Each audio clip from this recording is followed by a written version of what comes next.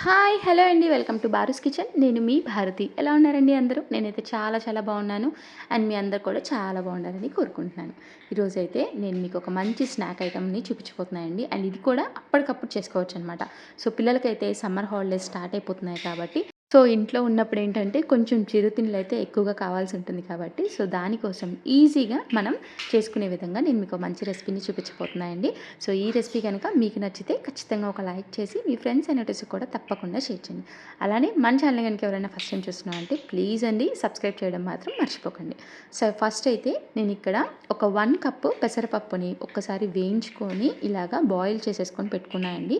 So boil చేసుకొని మరీ మెత్తగా కాకుండా ఇలాగా కొంచెం కచ్చపచ్చాగా ఇలాగ స్మాష్ చేసేసుకొని పెట్టుకోవాలండి. సో ఇలాగా స్మాష్ చేసేసుకొని పెట్టుకున్న తర్వాత ఒక పెద్ద ప్లేట్లోకి కానీ లేకపోతే ఇలా ఒక బౌల్లోకి కానీ ట్రాన్స్ఫర్ చేసేసుకొని ఇంకోసారి స్పూన్తో ఇలాగ స్మాష్ చేసేసుకొని పెట్టుకోండి.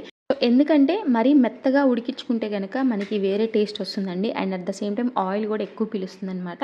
సో అందుకనే ఇలాగ మనం పైపైన స్మాష్ చేసేసుకొని ఇలా పెట్టుకున్న తర్వాత ఇందులోకి ఒక 2 కప్స్ బియ్యం పిండిని యాడ్ చేసేసుకోవాలండి. సో నేను ఇక్కడ 1 కప్పు పెసరపప్పుకి 2 కప్స్ బియ్యం పిండిని యాడ్ చేసుకున్నాను. సో ఈ క్వాంటిటీ అయితే చక్కగా సరిపోతుందండి. సో ఇప్పుడు దీనిలోకి తగినంత సాల్ట్ని కూడా యాడ్ చేసేసుకోవాలి. అండ్ అట్లానే కొంచెం బేకింగ్ సోడాని కూడా యాడ్ చేసేసుకొని సో కారం కూడా ఇలాగ సరిపడా యాడ్ చేసేసుకొని పెట్టుకోవాలండి. సో కారం ఇలా యాడ్ చేసేసిన తర్వాత ఇలా కొంచెం జీలకర్రను కూడా యాడ్ చేసేసుకొని మొత్తం కూడా చక్కగా కంబైండ్ అయిపోయేలాగా ఫస్ట్ అయితే కలుపుకొని పెట్టుకోండి. అండ్ మనకి ఫస్ట్ వాటర్ అనేది యాడ్ చేయకుండా ఈ పిండి అనేది మనకి ఇలా పట్టుకుంటే కొంచెం ముద్దలాగా ఇలాగా రావాలండి. సో అంతవరకు కూడా మీరు చక్కగా కలుపుకొని పెట్టుకోవాలన్నమాట. సో మీకైతే నేను ఇక్కడ వీడియోలో చూపిస్తున్నా చూడండి. సో ఇలాగా వచ్చే వరకు కూడా మనం బాగా మిక్స్ చేసేసుకొని పెట్టుకోవాలి. సో దాని తర్వాత మనం కొంచెం కొంచెం వాటర్ని యాడ్ చేసేసుకుంటూ ఒకేసారి యాడ్ చేయకుండా ఇలా కొద్ది కొద్దిగా వాటర్ కలుపుకుంటూ మనం చక్కగా చెక్కలకి కలుపుకుంటాం చూడండి. సో ఆ విధంగా మనం ఇలా పిండిని అనేది కలుపుకొని పెట్టుకోవాలన్నమాట.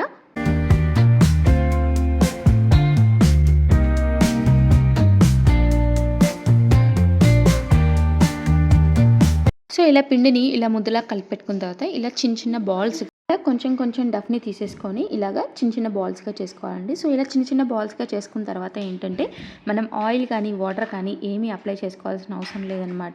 సో ఇలాగ చేతుల మీదే ఇలాగ కొంచెం పలుచగా ఒత్తేసుకొని పెట్టుకోవాలన్నమాట.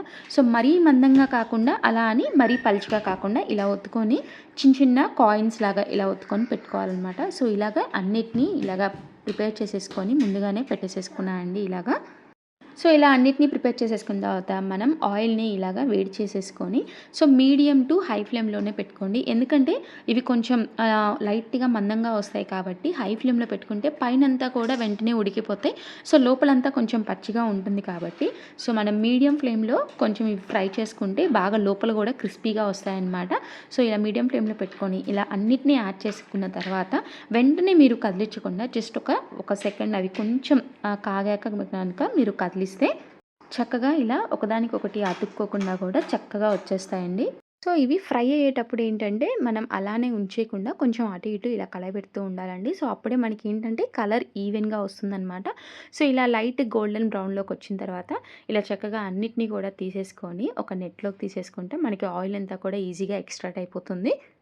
సో చూసారు కదండి ఎంత బాగా వచ్చాయో. సో ఎక్కువగా హడావుడి లేకుండా ఈజీగా చక్కగా అప్పటికప్పుడు ప్రిపేర్ చేసేసుకోవచ్చు అనమాట. చాలా క్రిస్పీగా కూడా వచ్చాయండి. అండ్ ఈజీగా కూడా ప్రిపేర్ చేసేసుకోవచ్చు కదా. సో వీటిని ఈజీగా 1 మంత్ వరకు కూడా ఈజీగా స్టోర్ చేసేసుకోవచ్చండి. మీకు కనుక ఈ రెసిపీ నచ్చితే ప్లీజ్ లైక్ చేసి మీ ఫ్రెండ్స్ అండ్ రిలేటివ్స్కి కూడా తప్పకుండా షేర్ చేయండి. అలానే మన ఛానల్ని సబ్స్క్రైబ్ చేసుకోండి.